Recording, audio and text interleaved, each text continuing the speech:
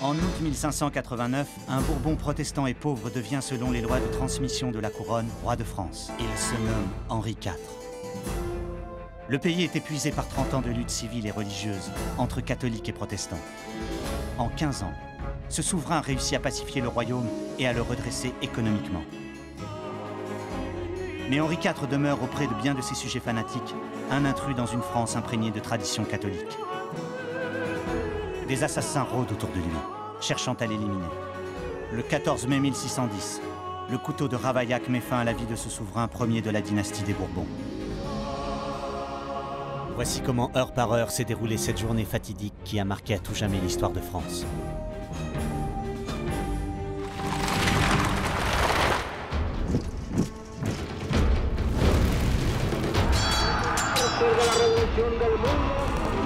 La vie où les Françaises peuvent rester libres.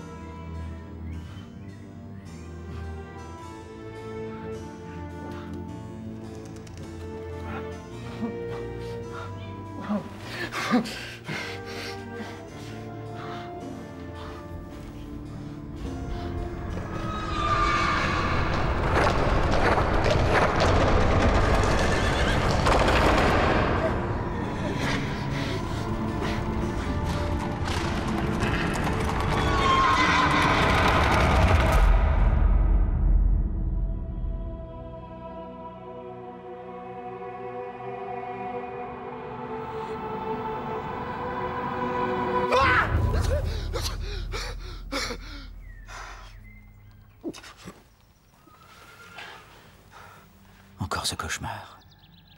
Mais c'est impossible. Je veux vivre, moi. J'ai encore plein de choses à finir. Et Charlotte a aimé. Je ne peux pas mourir. Pas maintenant. Pas encore. Vous allez bien? Endormez-vous, marraine. Je passerai vous saluer au déjeuner.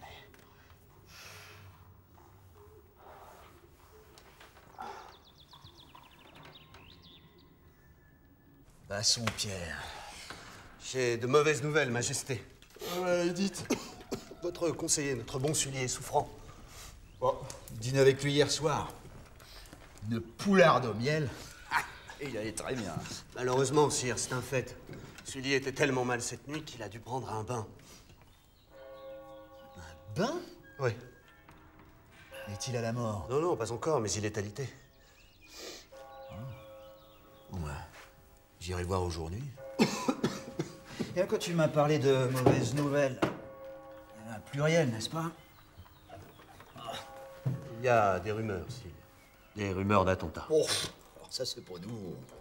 J'ai échappé à 12 tentatives d'assassinat en 15 ans. Et 19, si l'on compte celles qui ont avorté à mon exécution. La 13e pourrait vous être fatale. Tu deviens superstitieux.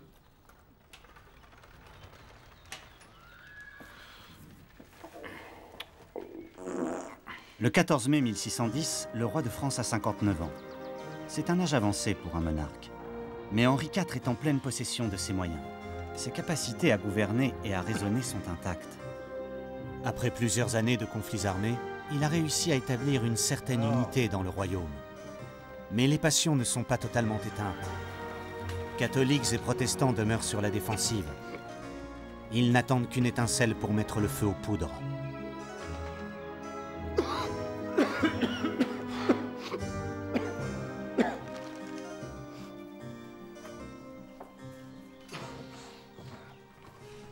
Quoi d'autre? C'est Charlotte de Montmorency, sire. Eh bien quoi, Charlotte? Elle est sur le point de partir. Partir? Son mari, sire, le prince de Condé, veut soustraire sa femme à l'influence de votre majesté. Quoi? Ce cocu? Mais je l'ai payé pour qu'il épouse Charlotte. Pas pour qu'il l'enlève. Mais comment ose-t-il? Bon, dis-moi tout. Sire, le prince de Condé et sa femme s'apprêtent à quitter Paris cet après-midi à 4 heures. Pour où? Pays-Bas espagnol, sire. Charlie Dieu. Mon neveu, le premier prince de sang qui passe chez les Habsbourg. Juste au moment où je prépare la guerre contre sa famille. Cette félonie tombe bien mal. Écris. Ma douce Charlotte. Je n'ai jamais vu de visage et de corps plus harmonieux que le vôtre. Restez. Restez. Et attendez-moi. Fais porter ce billet où tu sais. Très bien, sire.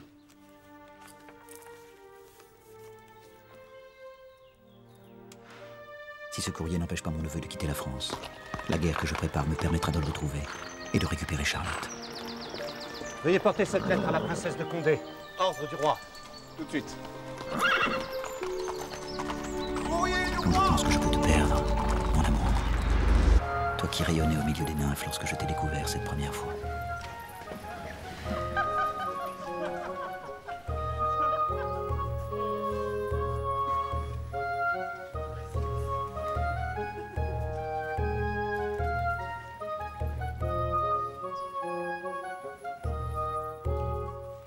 J'ai pensé que les nymphes de Diane seraient un ballet très charmant à présenter à la cour dans la galerie du bord de l'eau. Charmant, marraine, assurément. Charmant.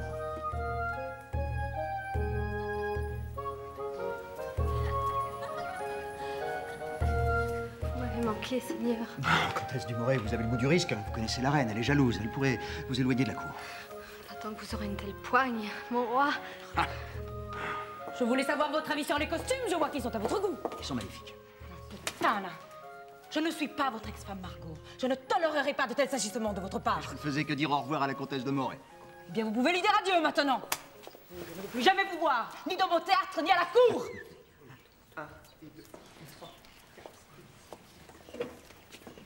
Marraine, je vous présente mes plus humbles excuses. Je ferai selon votre bon vouloir. Mon roi, soyons bons amis et je serai pour vous et votre pays une grande et bonne reine. C'est mon ange gardien, marraine. Mesdemoiselles, ça ne va pas du tout. 1, et 2, et 3. On recommence.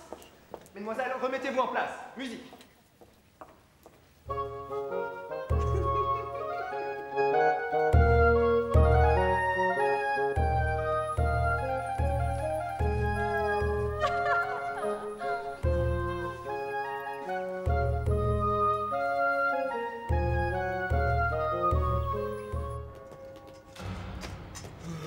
Oh!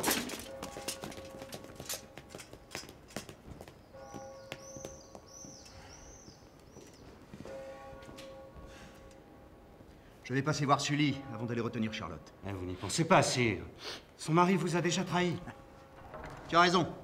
Je vais d'abord retenir Charlotte, et puis j'irai voir le duc.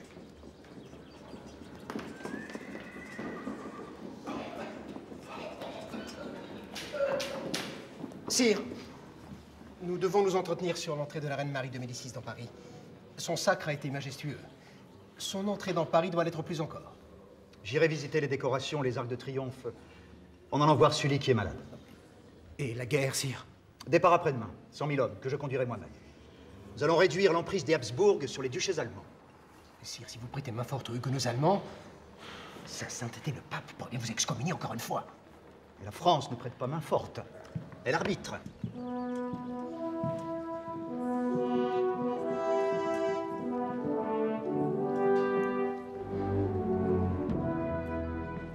La situation en Europe m'inquiète. Mon royaume court le risque d'être encerclé par ces maudits Habsbourg, nos ennemis de toujours. Ils dominent l'Autriche, ils détiennent la couronne d'empereur d'Allemagne, ils règnent en Espagne et aux Pays-Bas. De plus, ils sont catholiques, soutenus par le pape. Ils enferment la France dans un étau agressif. Je dois leur résister. Au nom de mon pays, je ne me laisserai pas faire.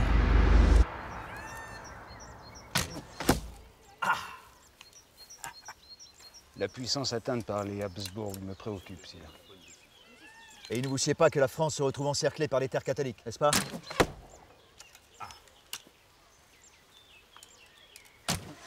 Sully, cesse de me laisser gagner tout le temps. Je veux te battre à la régulière. D'ailleurs, je suis meilleur que toi. Oh, c'est ce que nous allons voir.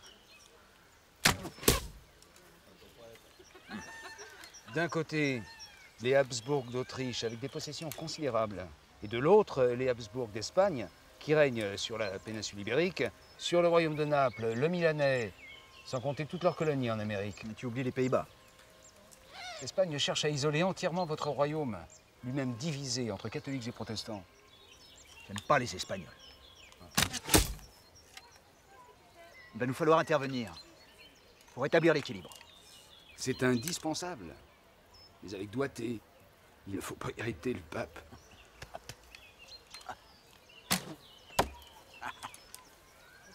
T'inquiète pas, tu me connais. Il n'y a pas plus diplomate que moi.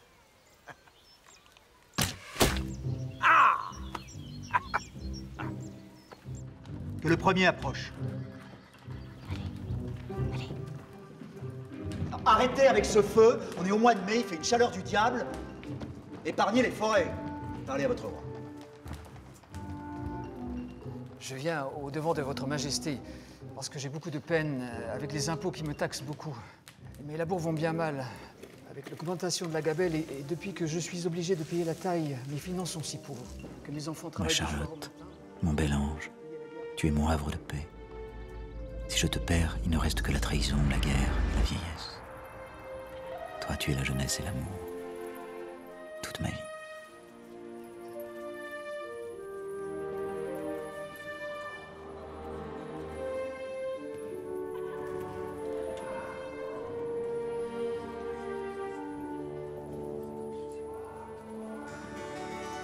Vous êtes bien belle, mademoiselle. Pourrais-je savoir votre nom? Charlotte de Montmorency, votre majesté. Charlotte de Montmorency, la fille de mon ami le connétable? Mais ne m'a-t-on pas parlé de mariage à votre propos? Pas encore. Sire, je n'ai que 15 ans. Mais votre majesté m'a promise à son ami, François de Bassompierre. Ah. Et êtes-vous satisfaite de cette union que j'ai conçue pour vous? Je suis prête à obéir à mon père et à accomplir votre volonté, sire.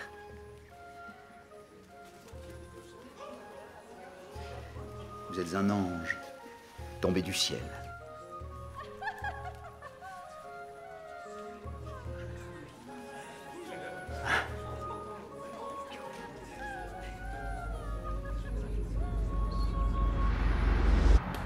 Hey. Charlotte, tu as failli me faire perdre mon ami Bassompierre. Mais je ne pouvais pas vivre sans toi. Vous m'avez fait demander, sire. Allez, venez, mon ami, laissez-nous. Mais vous souffrez? Martyr. Encore une de ces satanées crises. Enfin, et pas pour cette goutte de malheur que je vous ai fait monder. Allez. J'ai songé à vous marier. Me marier, sire? Et n'était-ce déjà pas conclu? Avec mademoiselle de Montmorency? Je songe pour vous à mademoiselle d'Aumale. Vous voulez donc me donner 2 femmes, sire? Mais non! Oh! Il y a que je suis amoureux de mademoiselle de Montmorency. Une princesse. Un ange. Alors, si tu l'épouses et qu'elle t'aime, je te haïrai. Et si c'est moi qu'elle aime, tu me haïras. Nous sommes amis. Ça ne peut pas se produire.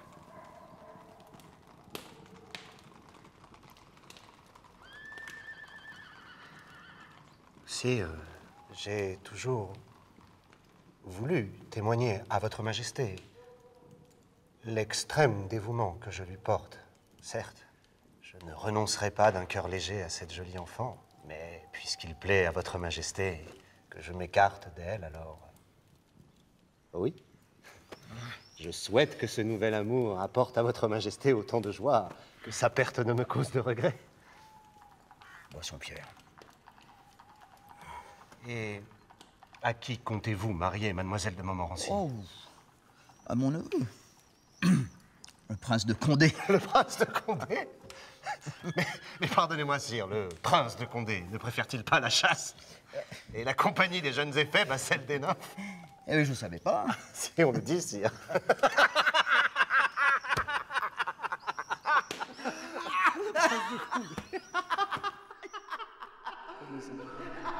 Mes impôts. Mes impôts. Mes impôts. Non, mais tu les paieras quand tu pourras. Allez, va. Au suivant. Oh! Sire, le toit de notre église est bien malade. Et il pleut sur mes ouailles pendant la messe. Ça, c'est le problème avec les églises. Elles ne protègent en rien ceux qui s'y abritent. Votre Majesté, pensez à vos sujets. La messe. Et je plaisante, mon brave curé. Retirez-vous. Au suivant. Sire, chaque jour, les encombrements dus aux travaux dans la rue de la Ferronnerie empêchent les familiers de ma taverne de s'en approcher. Eh bien, mon commerce décline, sire. Je ne peux plus subvenir aux besoins de ma famille. Et encore, je ne vous parle même pas des odeurs. Bien. Demain, j'enverrai la garde royale. La garde royale? N'est-ce pas un peu exagéré, sire? Il faut bien faire respecter les arrêts, mon cher cousin.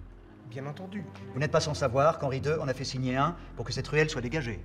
Ce décret date de 1554. 1554. Ne pensez-vous pas qu'il est temps de faire appliquer la loi dans cette capitale? C'est que les encombrements de Paris sont un mal incurable. Après avoir rétabli la paix dans ce pays, favorisé l'agriculture, relancé les manufactures et le commerce, fait empirer les routes et creuser des canaux, avoir même envoyé une expédition au Canada, sans oublier tout le soin qui a été mis pour rétablir Paris en son état de capitale du royaume, croyez-vous que nous ne saurions pas rétablir et déblayer quelques rues? Bien entendu, si. Vous n'êtes pas très optimiste, mon cher cousin. Oui, ça... Croyez en votre souverain. Face aux pays catholiques, la Maison d'Autriche et d'Espagne ainsi que l'Italie, l'Angleterre protestante et les principaux pays nordiques s'inquiètent. Henri IV est fermement décidé à ne pas laisser la Maison d'Autriche accroître son empire. Mais l'affaire Montmorency aggrave la situation. Car si, comme le redoute Henri IV, le prince de Condé trouve refuge chez ses ennemis, le roi de France deviendra la risée de toute l'Europe. Bassompierre fait préparer mon cheval. Ne devriez-vous pas, sire, auparavant aller saluer la reine? Votre Majesté, quoi encore? Il serait préférable d'aller rendre visite à monsieur le duc de Sully en carrosse. Cela nous permettrait d'évoquer les affaires en cours. Allons voir la reine. Très bien, sire.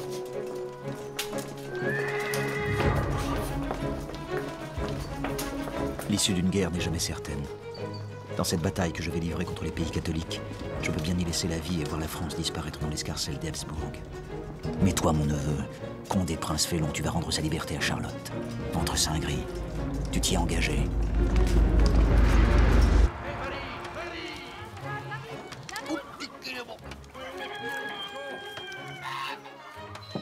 Football, Gaston.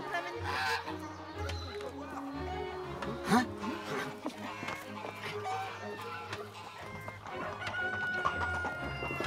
Voilà le roi! Vive le roi! Oh, les gars! Merci, mon oncle. Merci de m'avoir conduit à cette chasse. C'était une merveille. Attendez, mon neveu, d'avoir goûté le vin de cet homme. Et vous serez à court de superlatifs. Allez, allez, allez. Je voulais servir le roi. Alors, qu'est-ce que tu as à nous offrir aujourd'hui, à moi et à mon neveu, le prince de Condé? Un 100%, monseigneur. Je le fais moi-même. Ouais, pas de ça entre nous, mon ami. Assieds-toi, assieds-toi. Allez, assieds-toi, fils.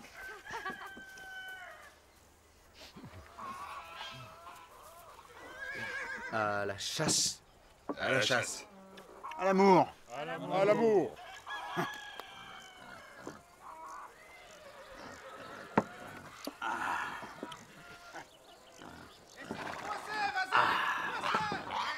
Tiens-le pas, la méchante bête! Attrape-lui la gueule, là! C'est qu'on va tuer le deuxième cochon. J'arrive! Vous le voulez boire? On le boit? Mais j'en ai Dieu. On va le saigner, ouais. Allez-y, sire, allez! Il tout seul. Ici, attrape-le!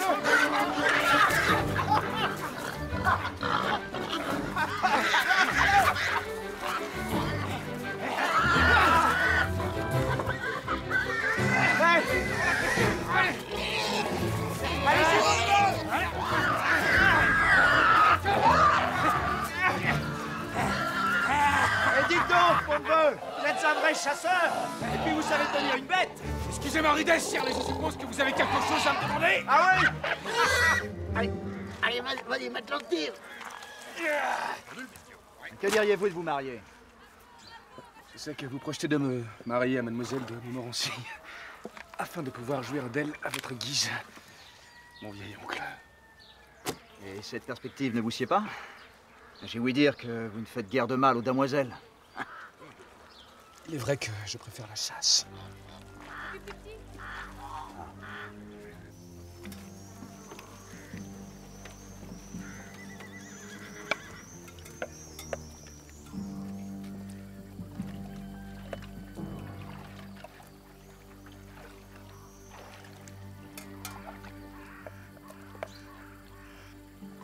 Qu'est-ce que vous voulez? Hein? Un titre?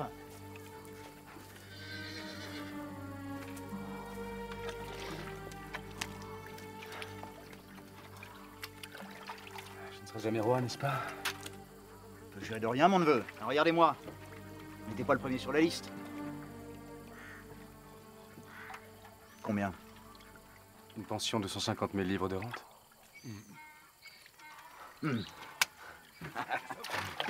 Par an. Par an.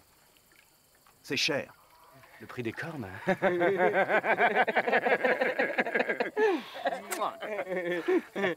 80 000. 125 000. 100 000.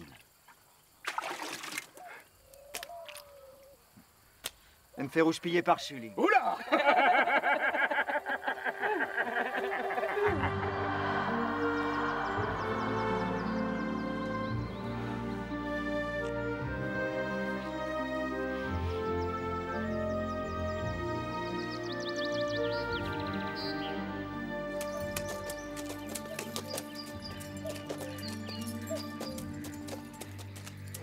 Pourquoi mon neveu le prince de Condé ne tient-il pas sa parole? Est-il tombé amoureux d'elle? Et Charlotte? Est-elle d'accord pour fuir avec lui? Ou bien l'emmène-t-il contre son gré? Il faut que je sache. Attelez les chevaux, dépêchez-vous.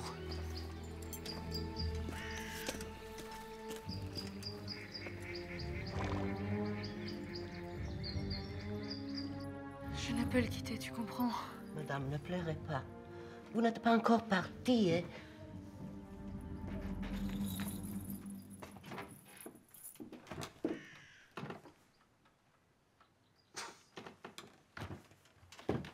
Vous n'êtes pas prête, ma chère? Nous partons après le dîner, vous savez. C'est que je ne sais que prendre. Les affaires suivront plus tard. N'oubliez pas que cet exil protégera mon honneur et votre réputation. Bien sûr. Mais j'aime la France et... Moi, je n'en peux plus d'être le pourvoyeur des désirs de mon vieil oncle. Même s'il est le roi.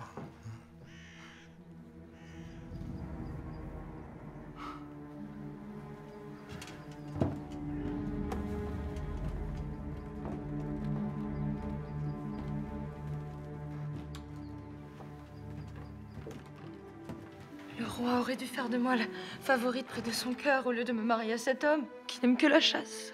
Le prince de Condé tient bien plus à son épouse qu'à la chasse, désormais. Détrompe-toi. Son épouse lui importe peu.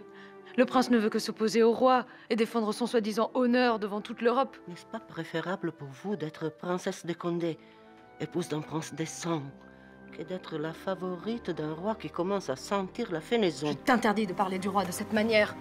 Prépare-moi maintenant.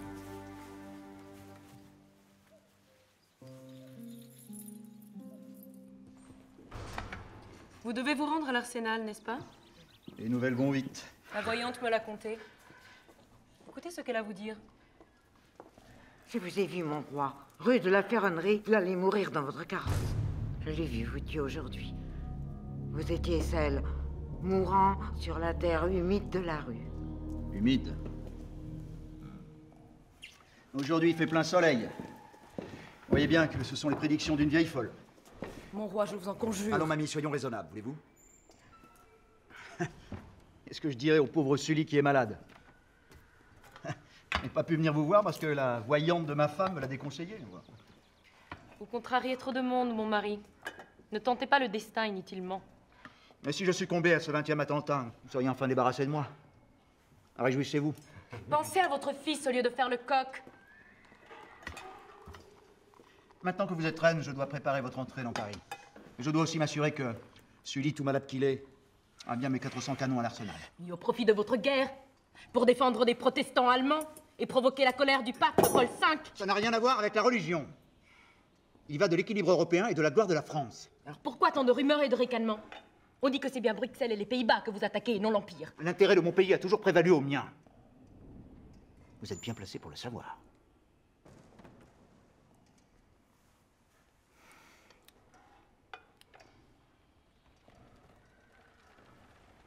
Accepteriez-vous au moins d'assister à une messe en ma compagnie en feuillant? Avec joie, mon cœur. Et si ça peut vous rassurer, nous irons à l'Arsenal à cheval. Pas de carrosse. Sire, je vous en prie, abandonnez cette idée d'aller rendre visite à monsieur le duc de Sully à cheval. Le carrosse est plus approprié pour vous entretenir. Vous entretenir? Et de quoi, mon cher cousin? Mais de la guerre, sire. Elle est imminente. Vous avez raison, on doit l'admettre. Prenez les gentilshommes qui ont commandement à la campagne. Nous effectuerons le déplacement à l'Arsenal en carrosse. Henri IV ne sait pas alors qu'un géant roux s'est mis en marche dans Paris pour accomplir sa mission divine. Il a pour nom François Ravaillac et il est natif d'Angoulême. Certains ont croisé son chemin. Supprimer un tyran, un tyrannicide comme on l'a nommé, plonge ses racines dans la Bible. C'est bien ce que pensaient les Juifs en assassinant Jézabel. Même avant. Dans l'Antiquité classique, regardez César et Brutus.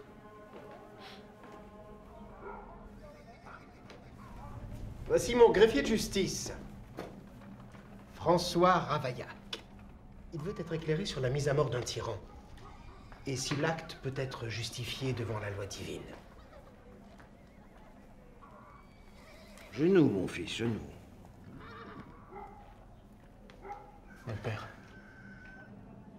peut-on légitimement se débarrasser d'un tyran sans risquer le courroux céleste? Le tyran qui a usurpé son trône en trahissant le serment du sacre, celui de protéger l'Église catholique, peut être tué par n'importe quel chrétien. Comme le père Tobini? Moi-même? Ou vous, mon brave? Donc un prince sans morale, qui méprise la religion Un du ennemi royaume. du pape, mon fils. Oui. Cet ennemi de l'Église catholique peut-il être éliminé dans son parcours injuste par un particulier? Les textes saints le disent ainsi, mon fils. Glorifions l'élu qui serait capable de l'éliminer.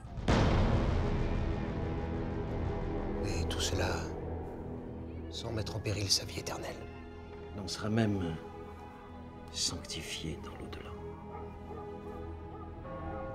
In nomine Patris et Filii et Spiritus Sancti, introibo ad altare Dei, ad Eum, qui letificat juventutes meam, iudicam es Deum, et discerne causam meam de gente non sancta, ad Domine dico et doloso me, quia tu es Deus fortitudo mea, quare me repulisti, e quare tristis incedo, dunt affligit me inimicus.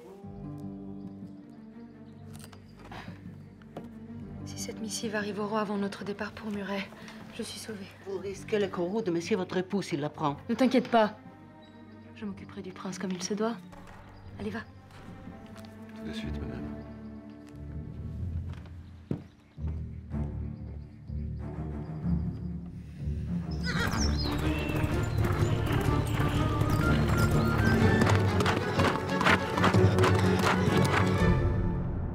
Seigneur, donne-moi la force de tuer le tyran qui opprime nos âmes. Ah mon Dieu, aide-moi. Fais de moi ton élu, Celui que tu as choisi pour délivrer le royaume du Huguenot, menteur et traître. Adeum qui letificat juventutem mea.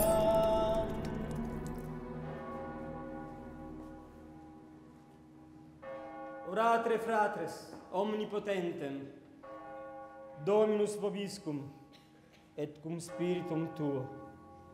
Dieu, je te parle, mais m'entends-tu vraiment? Si tu pouvais m'aider à mener à bien cette guerre et retrouver ma Charlotte. Mais suis-je digne de t'implorer ainsi, moi qui me suis servi de la religion pour devenir roi? Que t'arrive-t-il, Sully? Une mauvaise pisse? Sire, je suis protestant.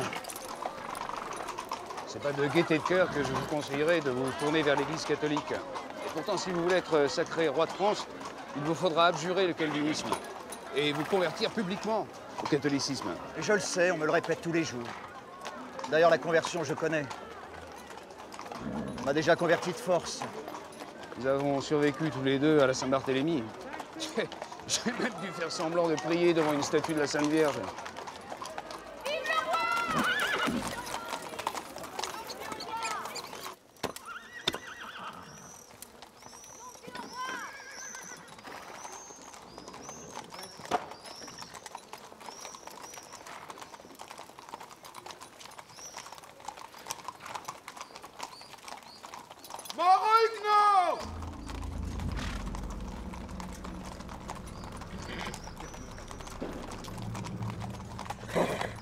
Hé, toi!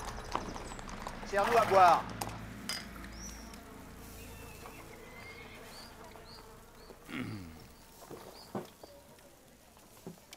Alors? Tu avais quelque chose à me dire? Tu ne me parles d'un roi protestant. Je crois que je ferais un bien meilleur roi si j'étais catholique. C'est que la plupart des gens le sont en France. Ouais. Et tu penses que je devrais appartenir à la religion du plus grand nombre? Un roi doit être comme son peuple, et le peuple de France, il est catholique.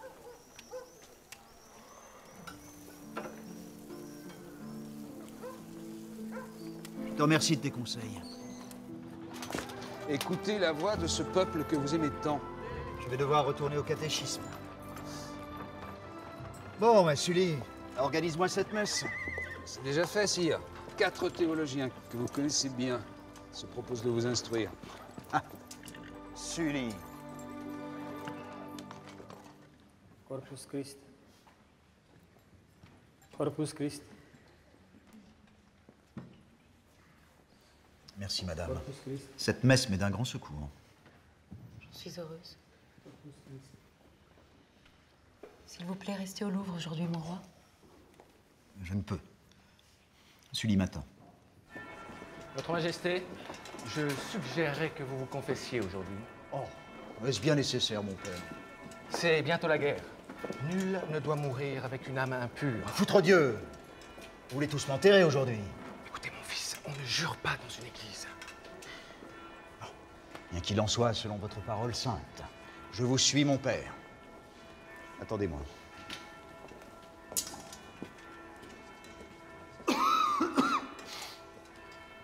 Mon père, je voudrais être meilleur et aider le peuple de France à sauver son âme. Une bien lourde tâche, mon fils. Je ne suis pas venu me confesser depuis une semaine. Je suis inquiet. Je ne dors plus. Je ne mange plus. J'ai peur de n'être qu'un imposteur. Pourquoi dis-tu cela, mon fils? J'ai peur. J'ai peur pour le salut de mon âme. Tu n'as rien fait de répréhensible, ton âme est pure, et tu n'as rien à craindre de la colère du Tout-Puissant. Et si je me trompais? Si tu laisses un fruit pourri contaminer tout ton panier, tu es un bien mauvais paysan. Merci, mon père. Merci.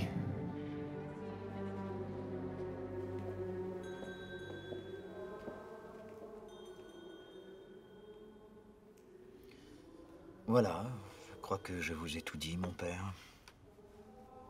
En êtes-vous certain, mon fils?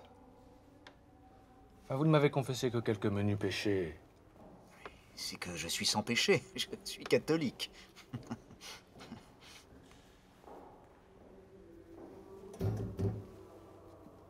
n'y a pas d'absolution, mon père? Vous n'en avez pas besoin. Dans 5 jours, je pars à la guerre. J'aurais aimé que vous bénissiez mes hommes. Votre Majesté, je ne connais rien à la politique. Mais si mon sacerdoce m'autorise à bénir le souverain que vous êtes, je ne peux pas bénir le chef d'une armée levée contre les catholiques de l'Église romaine. Vous avez raison. Vous ne connaissez rien à la politique. Il paraît que vos sermons vont à l'encontre des protestants. Et vous les avez traités de vermine et de canailles. C'est une métaphore, sire. Vous ne pouvez la goûter pleinement, vous qui prenez bien trop souvent leur parti. Allons, mon père, je sais bien que les jésuites ne sont pas si mauvais que ça. Moi, je m'intéresse à l'homme, dans ce qu'il peut apporter à la France. À sa grandeur et à sa gloire.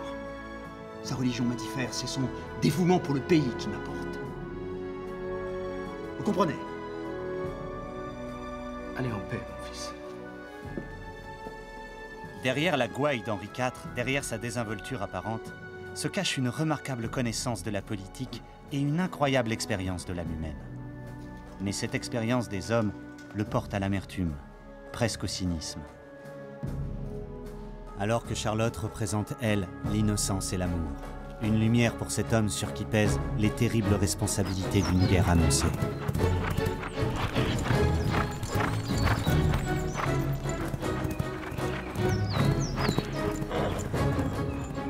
Le plus important est d'empêcher le prince de Condé et Charlotte de quitter Paris. Mon bel ange ne doit pas se retrouver au milieu d'une méchante guerre par la faute de mon traître de neveu.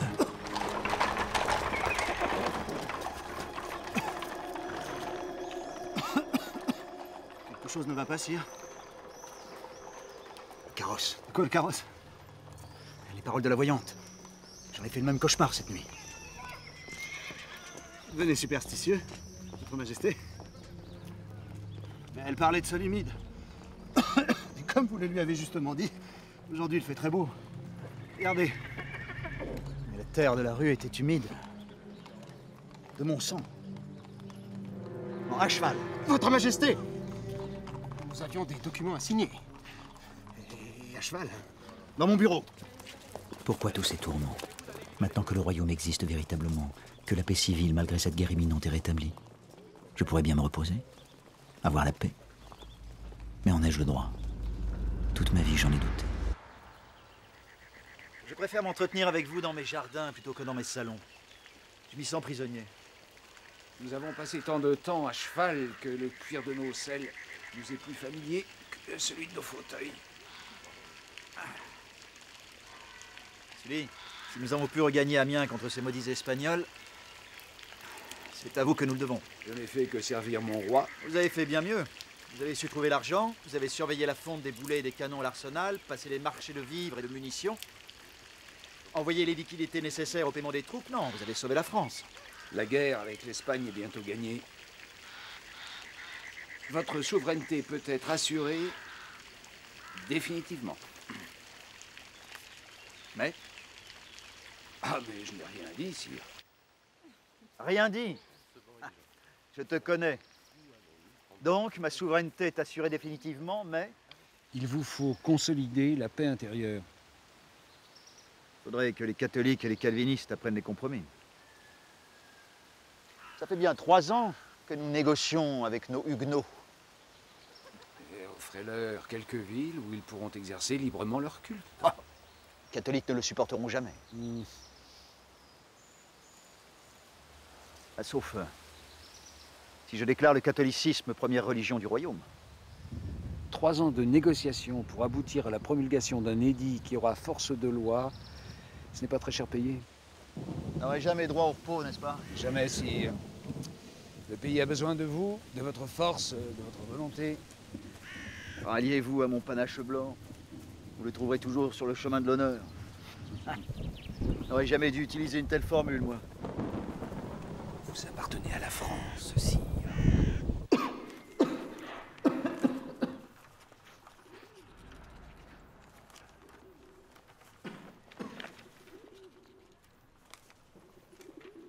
Vous avez la mine bien sombre, Votre Majesté. Je pense à Sully. Et viens de constater que je peux bien mourir maintenant.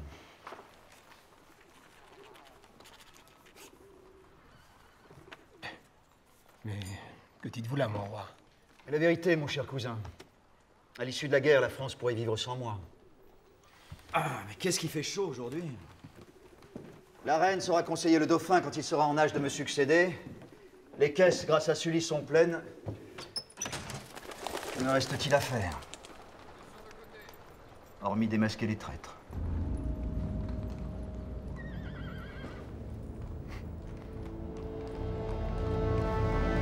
Un roi ne peut pas pardonner la lâcheté ou la trahison.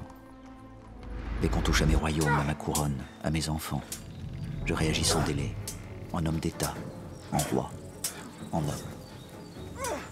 Même le duc de Biron, un de mes plus vieux compagnons d'armes, s'en est pris au dauphin et m'a trahi.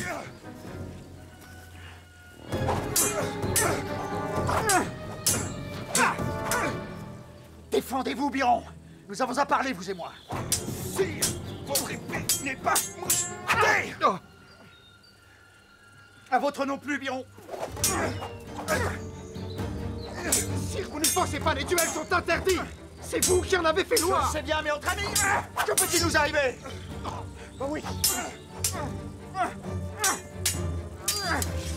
Je vous ai fait amiral, puis maréchal de France, et vous êtes gouverneur de toute la Bourgogne. J'ai été de toutes vos batailles, de Arques à la campagne de 1600 contre le duc de Savoie.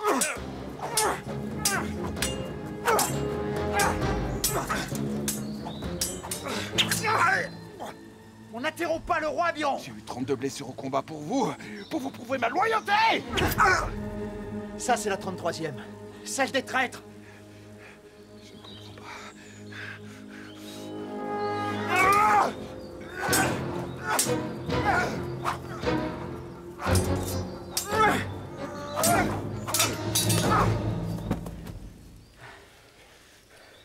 Tu étais mon ami. T'allier à l'Espagne au duc de Savoie pour que la Bourgogne t'appartienne est une trahison que j'aurais pu te pardonner. Mais tenter de me faire assassiner, moi et le dauphin, mon fils! Vous avez preuve de ce que vous dites? J'ai les aveux complets de ton félon parmi les félons, Jacques de la Fin.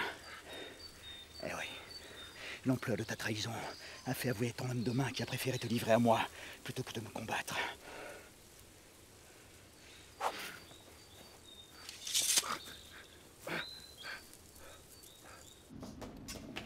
J'ai envie de tout pardonner au maréchal.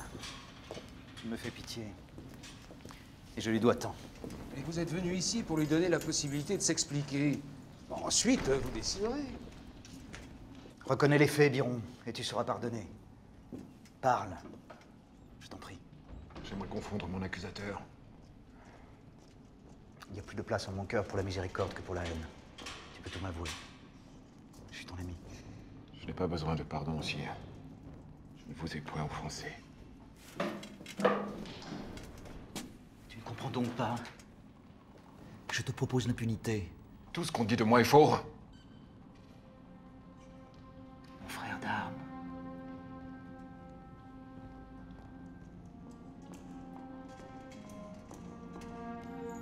Je vois bien que tu n'es pas raisonnable.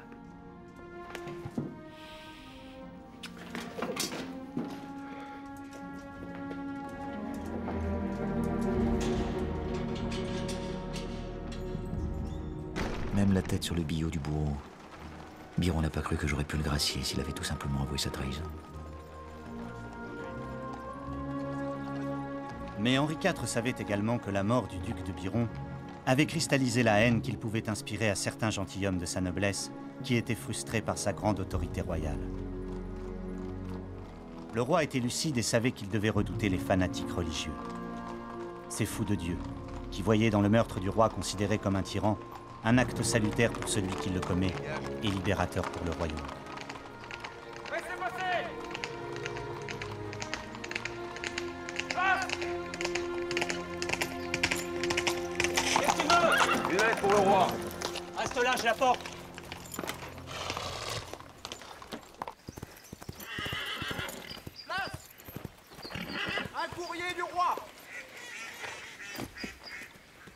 Une lettre pour Madame de Montmorency. Elle est dans ses appartements. Attendez. Donnez.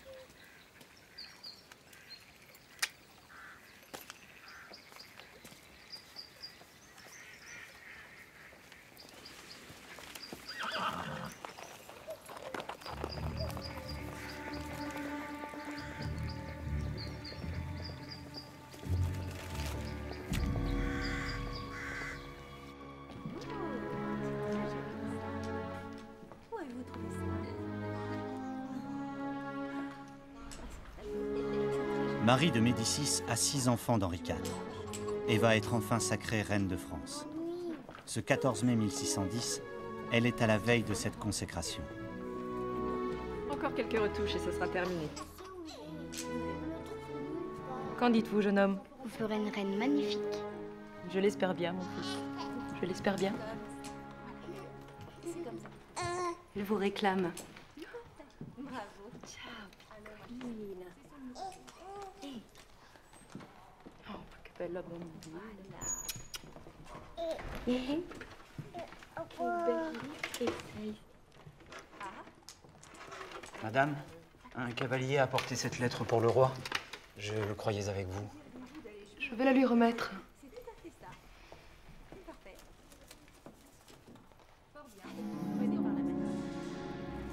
Merci, capitaine. Vous pouvez disposer.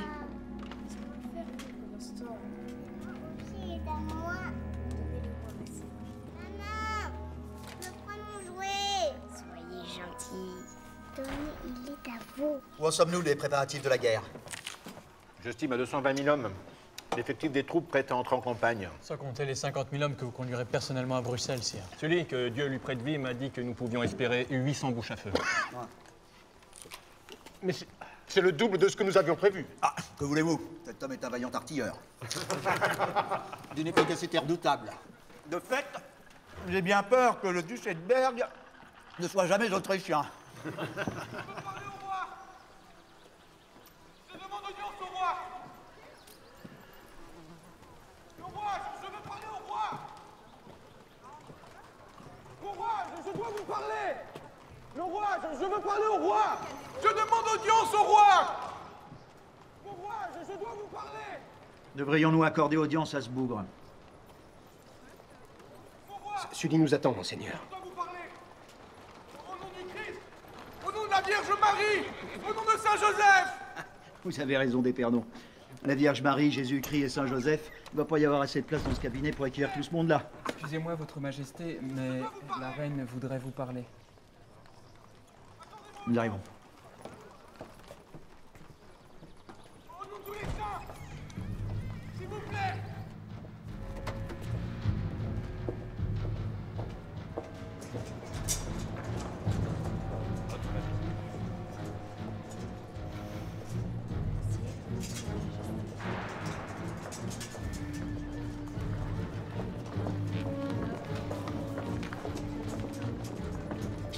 Vous vouliez me parler, ma reine? Mon mari, je voulais que vous transmettiez mes amitiés au duc de Sully. Mais je n'y manquerai pas. Je voulais encore une fois vous inciter à la prudence. Oh! Je passerai vous voir ce soir.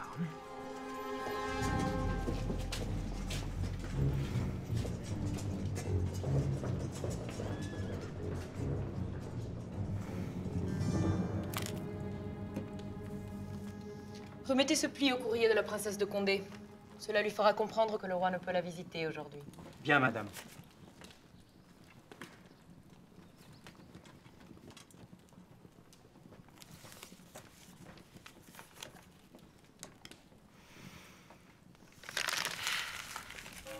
Troia!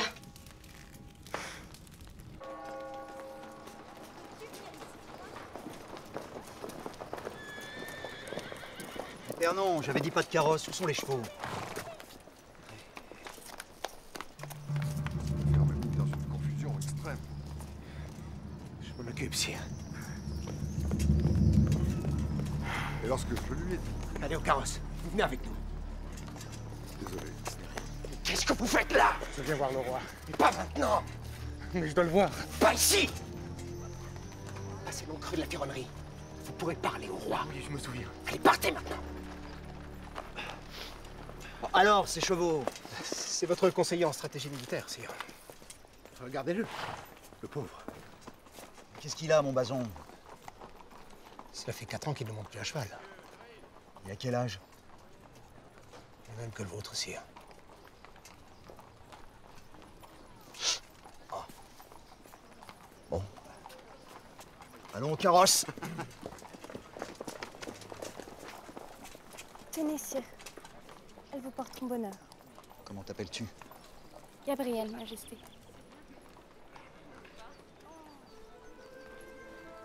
Tu me rappelles un ange que j'ai bien connu. J'ai toujours aimé les femmes, et elles m'ont accompagné pour le meilleur et malheureusement pour le pire tout au long de ma vie. Tout est prêt. Vous n'avez rien oublié, mon père. Écoutez, mon fils, ce n'est pas la première fois que je célèbre une messe de mariage. C'est que je veux que cela soit parfait.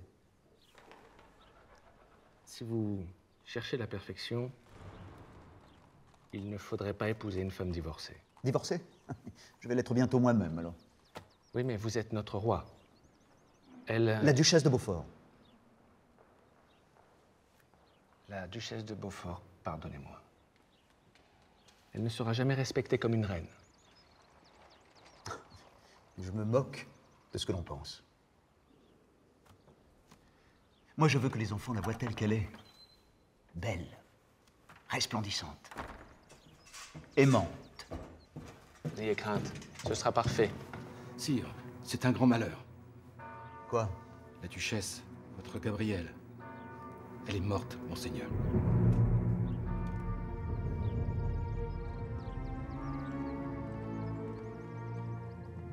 Et notre enfant? Il n'a pas survécu.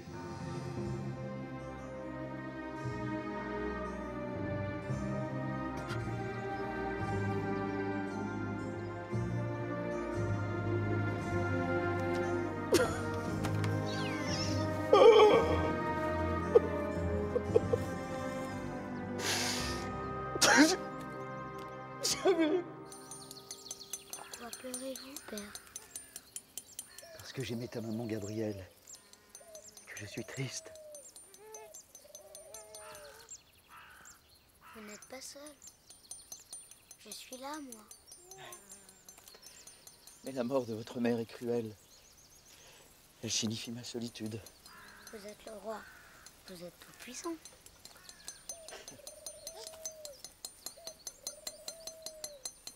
Laissez-nous.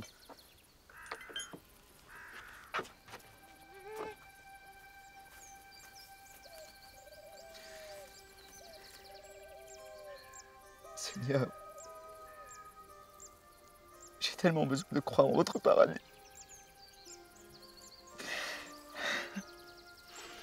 Je suis sûr qu'il existe. Que tu y reposes en paix.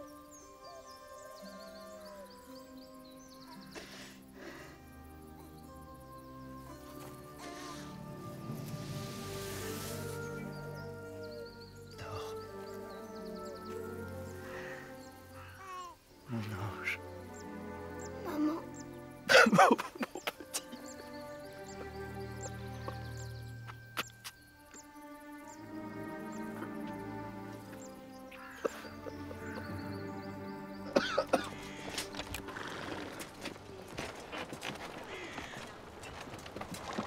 Sire, la grande ville est pleine aujourd'hui d'un nombre incroyable d'étrangers, d'inconnus. Ne voulez-vous pas que je vous accompagne à cheval avec la garde royale? Non, allez. Il y a 50 étant donné que je me garde seul. Je me garderai bien encore quelque temps. Va soigner Tatou. Allez, en avant!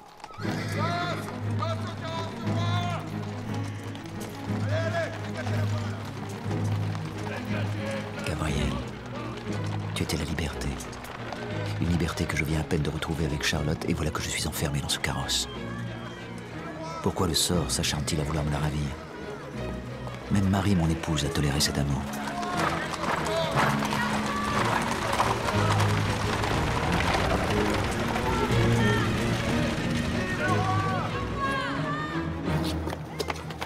La rue de la Ferronnerie, c'est par où? Qu'est-ce que tu lui veux à la rue de la Ferronnerie? Tu m'as l'air bien pressé. Comment tu t'appelles? François Ravaillac, je viens d'Angoulême. T'as volé quoi pour courir comme ça? Je suis en retard. J'ai une obligation urgente. Une obligation urgente, pas avec une femme. Qui voudrait de toi? Le roi. J'ai une obligation avec le roi. Pourquoi le roi recevrait un rouquin comme toi? Je suis au service de monsieur le duc d'Épernon et le roi m'attend. Hey, le roi t'attend! Morgane! Attrapez-le! Il a dû partir par là.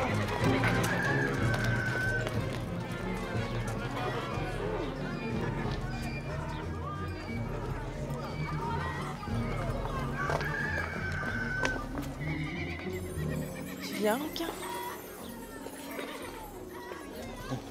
Pardon.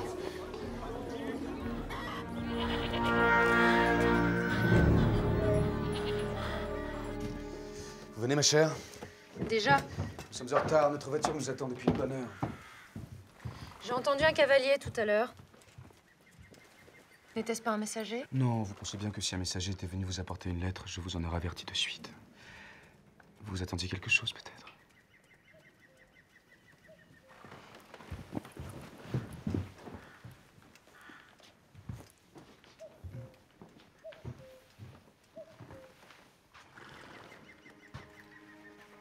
Vous êtes belle.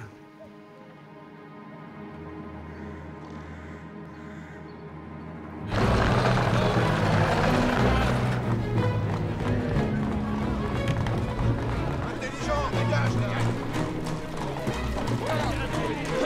Au revoir.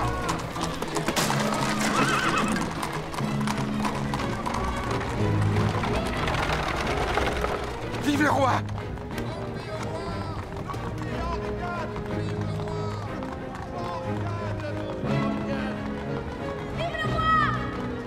Peut-être écrira-t-on de moi que j'ai réussi à réconcilier le royaume, que la France a reverdi grâce à mes efforts et à ceux de mon conseil. Mais écrira-t-on de moi que j'ai su être aimé? Mon amour, Gabrielle, est morte et Charlotte est peut-être déjà loin. Quant à Marie, avec sa dévotion pour les papistes, puis-je vraiment lui faire confiance?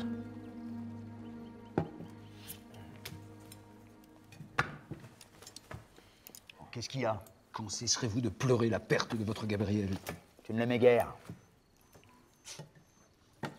Ce n'est pas tant ce que j'ai prouvé pour elle qui doit vous inquiéter que ce que murmure le peuple sur sa disparition soudaine. Mais qu'est-ce que dit mon peuple, tant qu'à les oreilles qui traînent partout?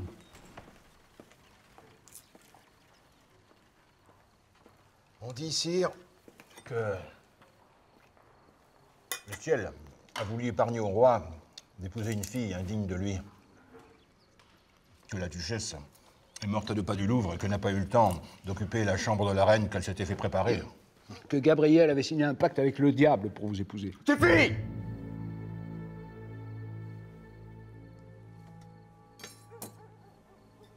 Gabrielle est morte empoisonnée par des lâches.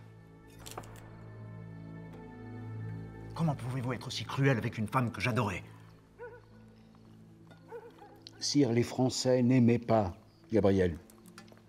Le pape n'aurait jamais accepté d'annuler votre union avec Marguerite de Valois pour vous permettre d'épouser une femme divorcée, qui était votre maîtresse depuis des années. Et vous savez bien que si ce mariage avait été célébré, votre fils César, né d'un double adultère, serait un jour monté sur le trône de France. C'est inconcevable. Mais c'est pour cela qu'il fallait la tuer.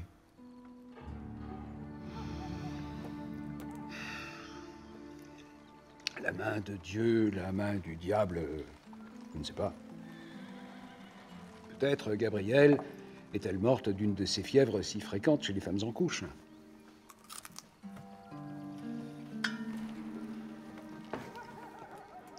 Quoi qu'il en soit, on m'a rapporté que sa sainteté le pape ne verrait pas d'un mauvais œil une union entre sa propre nièce et le roi de France. Sa nièce? Marie de Médicis, une jeune et ravissante Florentine. Elle est ferme et fraîche. Elle est ferme, tu dis. Moi, j'ai ouï dire que la seule Médicis disponible était un peu trop plantureuse. Plantureuse en florin, sire. C'est une Médicis fort riche. Combien d'écus de dot? 600 000. C'est le montant de notre dette avec Florence. 600 000?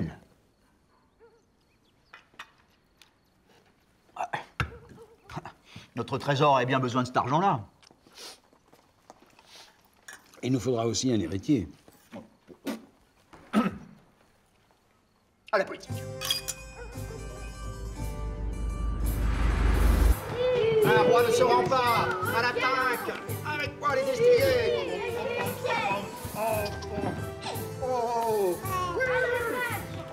Je suis désolée, sire. Nous devons ramener les enfants à Saint-Germain-en-Laye. Déjà? On vient à peine de commencer à jouer. Il y a déjà près de 2 heures que vous les retenez. Oh, mais... Bon. Allez-y, mes amours. Pas déjà. Oh. Les enfants, faites la révérence à votre père.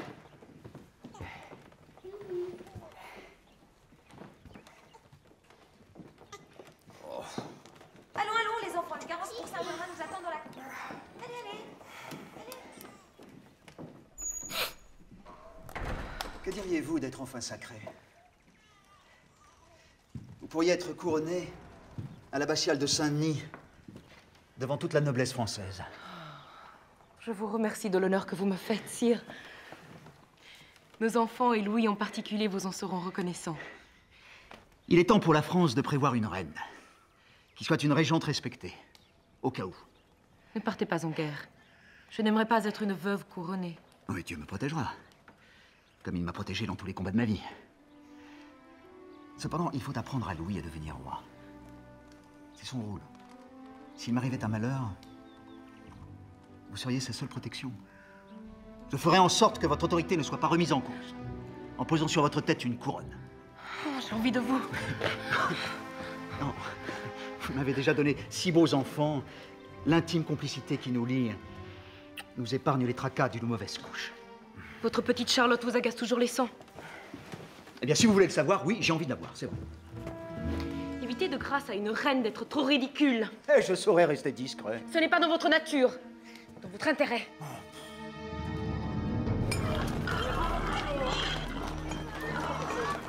Et toi? Oh, la rue de la Ferronnerie, c'est par où? C'est par ici.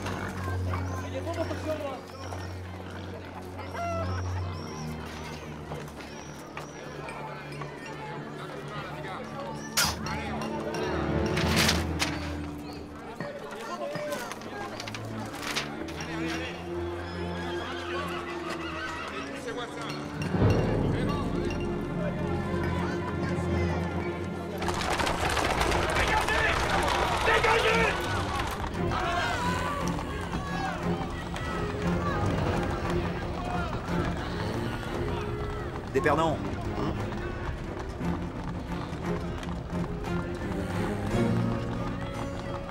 Mon pauvre d'Épernon, comme ceux de ton espèce, tu n'es qu'un papiste entêté. Jamais tu n'arriveras à me croire bon catholique. Pourtant, Dieu m'est témoin, cette conversion au catholicisme ne m'a pas été facile.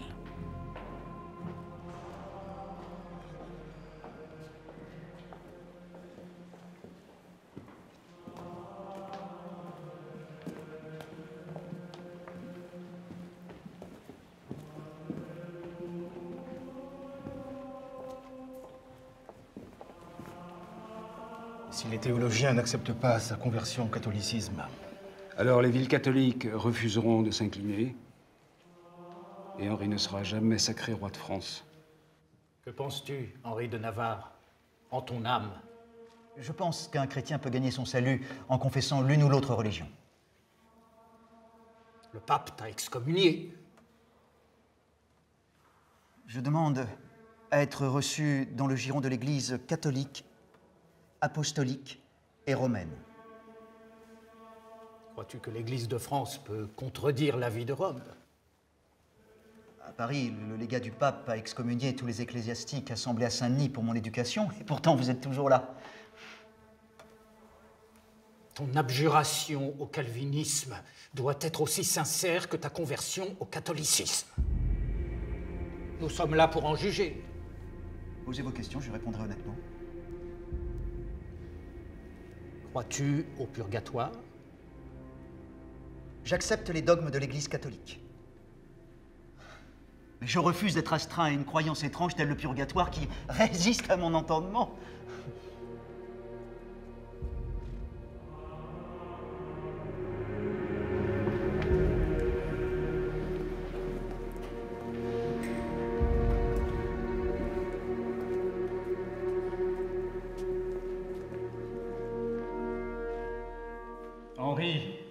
roi de France et de Navarre, je t'absous du péché d'hérésie et te reçois au sein de notre Église universelle.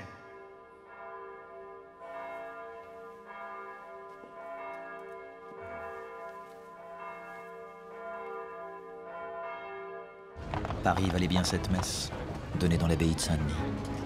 Le 25 juillet 1593, je suis enfin devenu roi de France, souverain de mon royaume. J'avais la vie devant moi. Dégagez! Dégagez!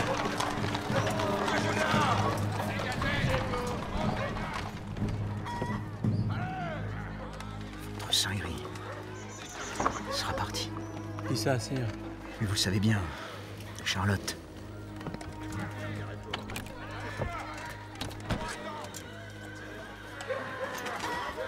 Vous êtes avec nous, quoi. Allez les aider. La rue va bientôt se débloquer, sire. C'est juste un charroi qui s'est renversé. Vous voyez, j'aurais dû faire envoyer la garde royale pour dégager cette rue. Et dépêchez-vous, là.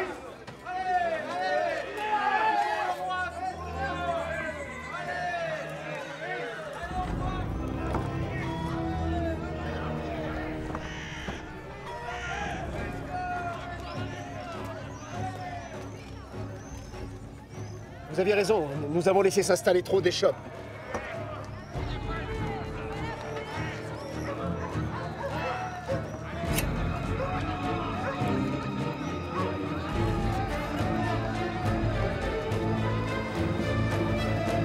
Pour la gloire de Dieu! Restez en vie! Sire! Sire! La force! Tu vas mourir! Ne le tuez pas! Il en va de votre vie! Emmenez-le à l'hôtel de Retz! Il a tué le roi! Vous, avec moi! Il a tué le roi! Le roi n'est pas mort! Il n'est que blessé! Je cours à l'hôtel de ville! On l'ouvre, vite! Fermez les rideaux!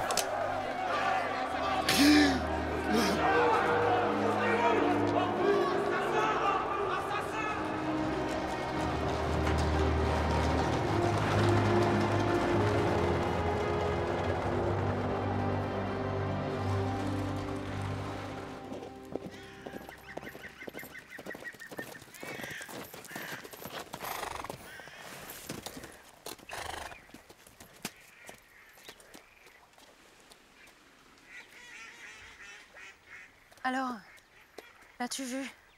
Non, madame. Le roi ne m'a point reçu. Mais tu as bien précisé que tu venais en mon nom. Oui, madame. Mais d'où vient cette lettre alors? De la reine, madame.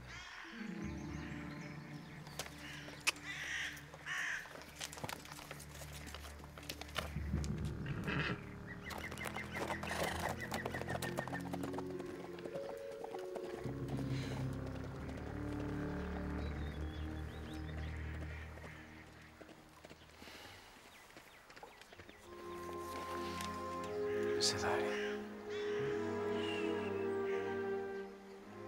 Puisque c'est fini... Allons-y, monsieur mon mari. En route!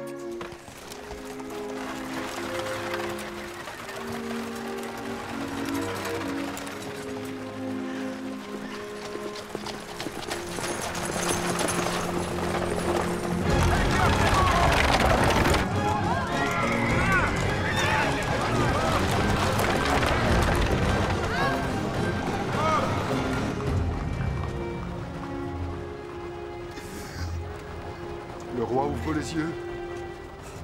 Il va mieux.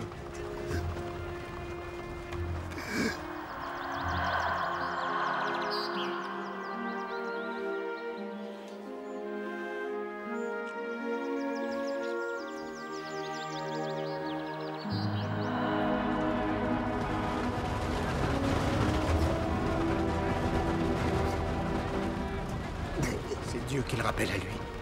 Dieu. Oui, mais lequel?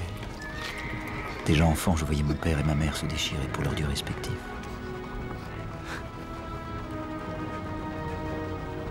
J'arrive, mon Dieu. Enfin, je vais savoir qui tu es. C'est fini.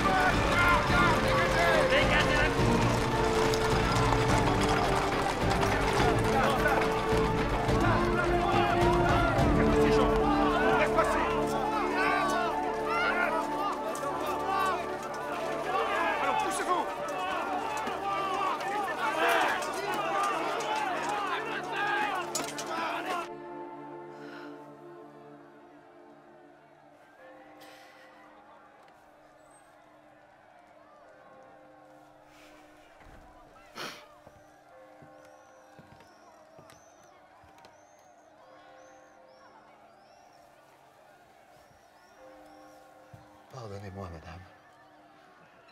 Mais en France, les rois ne meurent pas. Voici le roi vivant.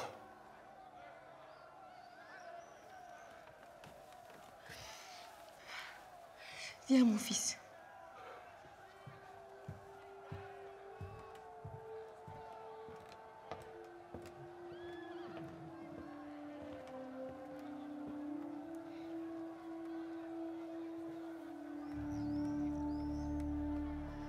Tu es le roi maintenant. Mais je serai toujours à tes côtés. Si j'avais eu mon épée, j'aurais défendu mon père et tué son assassin. Je sais, Louis.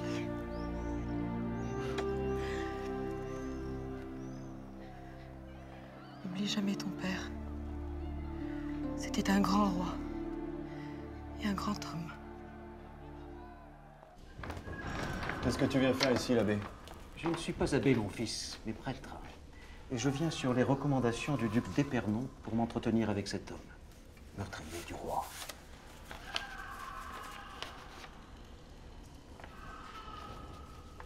Vous avez quelques minutes, mon père. Après, on cuit.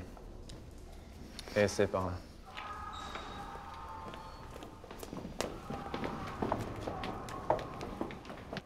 Je l'ai fait, mon Dieu. Je l'ai fait.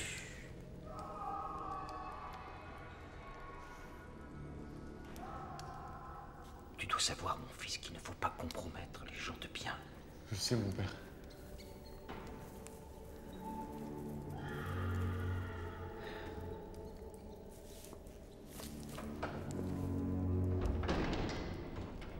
Tu vas mourir.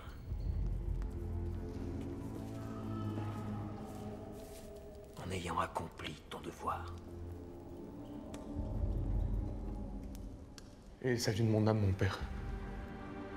Qui perd la vie en cet acte glorieux aura la grâce éternelle et la prière des hommes. Amen.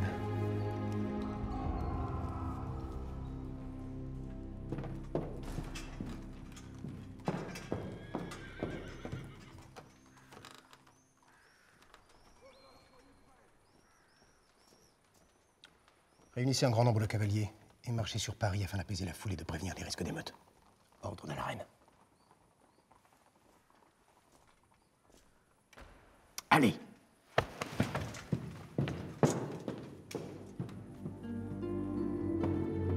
La reine était-elle complice de l'assassinat de son mari? Certains l'ont prétendu.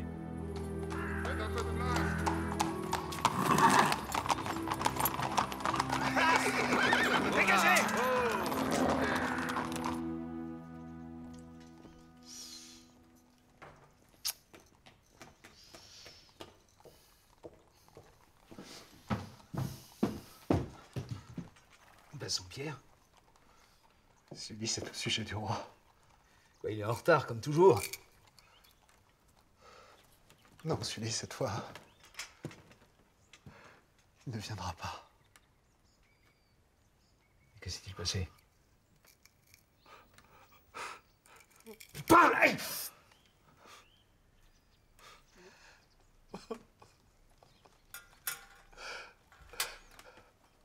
Il aurait préféré mourir à la guerre.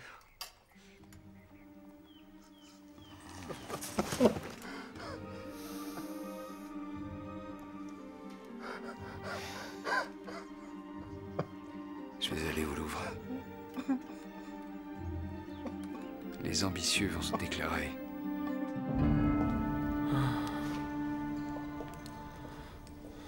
Tu crois que tu peux assassiner mon roi et mourir en paix?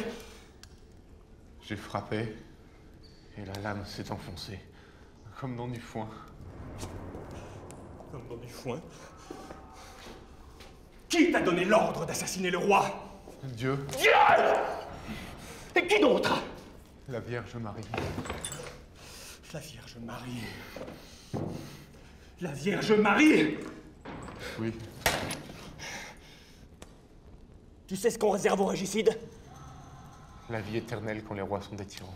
Je sais pas qui t'a raconté ça, mais il t'a bien emberlificoté. C'est l'enfer qui t'attend. Mon Dieu, Je viens vers toi. Mais tu ferais mieux de me prier, moi, plutôt que Dieu! J'ai plus de pouvoir que lui sur ce qui pourrait arriver. Seigneur, pardonne-leur, ils ne savent pas ce qu'ils font.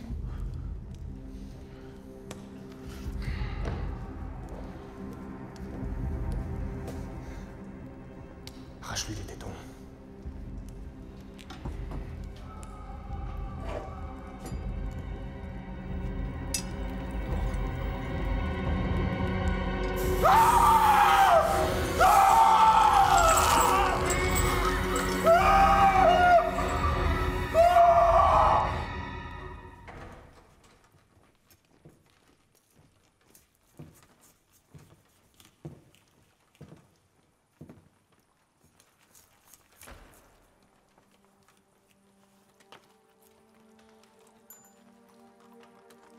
Notre Père qui es aux cieux, que votre nom soit sanctifié, que votre règne arrive, que votre volonté soit faite. La mort d'Henri IV provoquera un traumatisme dans le royaume de France. Mais paradoxalement, son assassinat va souder les Français, consolider le sentiment d'appartenance à une nation. Et ceux qui se réjouissaient et espéraient la reprise des guerres de religion déchanteront rapidement. Le roi mort, même s'il a été maudit de son vivant, deviendra le roi parfait, le roi idéal.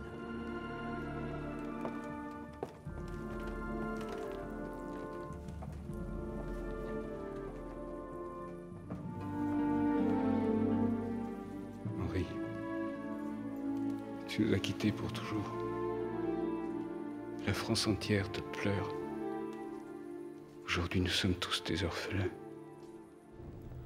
J'ai soif. J'ai soif.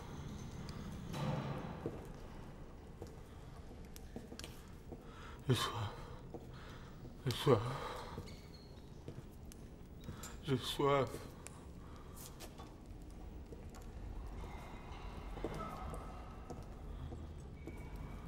J'ai soif. Tiens, bois.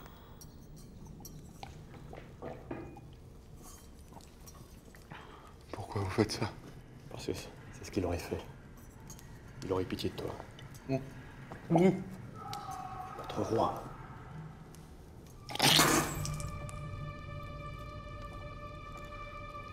comme je te plains, tu vas être écartelé. On va t'arracher les membres. Et la foule va se remettre de tes restes.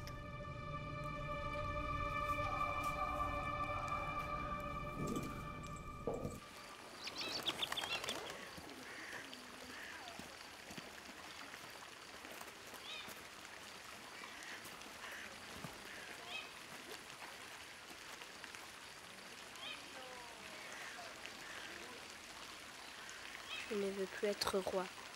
J'ai peur que l'on me tue comme on l'a fait à mon père. Vous serez un grand souverain, mon roi, Louis le XIIIe.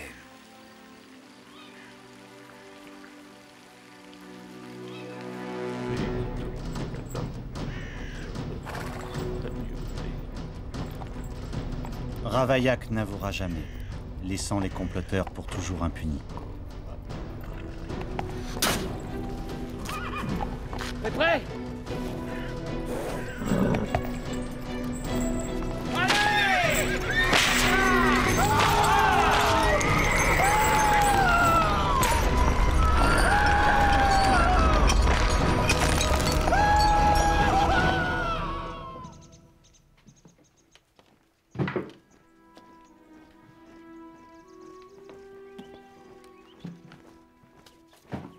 Sully, l'ami de toujours, quittera ses fonctions.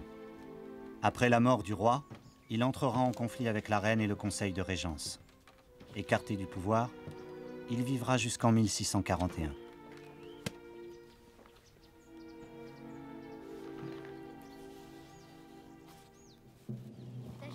Marie de Médicis placera sa confiance en Concino Concini et Leonora Galigai, son épouse, deux intrigants originaires de Florence.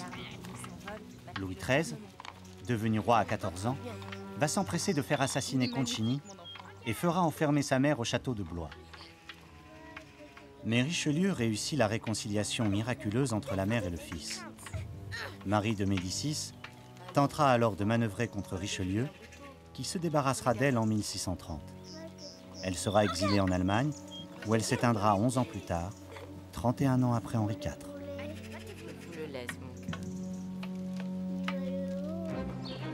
Le duc d'Épernon, ce cher cousin, verra sa persévérance récompensée.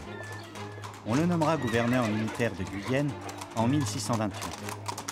Après quoi il sera écarté du pouvoir par Richelieu et même excommunié. Le duc d'Épernon finira ses jours à Loches et mourra à 88 ans, en totale disgrâce.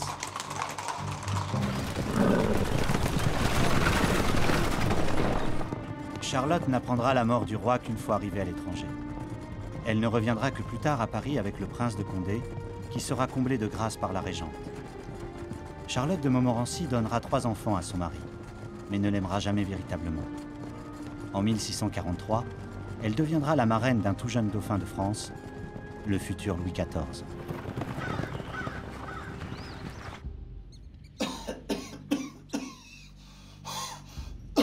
L'ami, le frère, Bassompierre, se mettra au service du roi Louis XIII. Mais Richelieu, encore lui, l'enferme à la Bastille.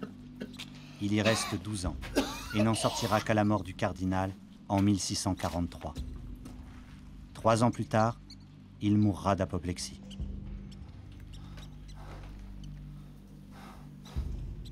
Il était une fois un loup qui était très malheureux.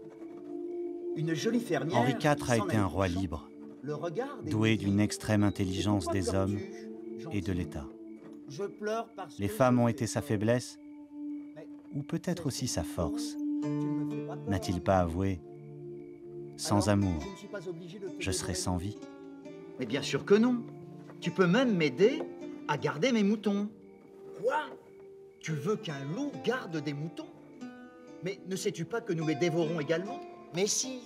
Mais toi, tu ne dévores jamais les jolies fermières, ni les moutons.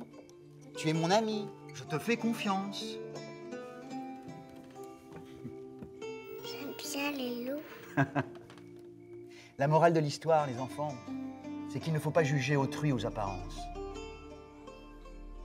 Moi, j'ai connu des loups qui étaient de vrais moutons. Et des moutons qui étaient de vrais prédateurs. Alors, soyez prudents. Sondez l'âme. Mais soyez confiants.